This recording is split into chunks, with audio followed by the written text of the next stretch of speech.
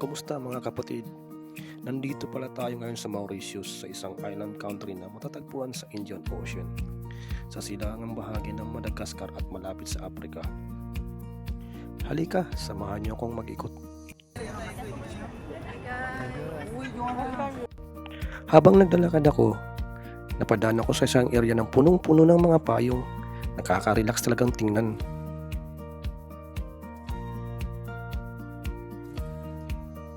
Dati, akala ko sa TV o pelikula ko lang makikita ang Mauritius.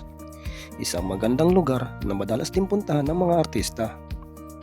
Pero ngayon, nandito na ako mismo at nakikita ko na ng personal ang ganda ng lugar.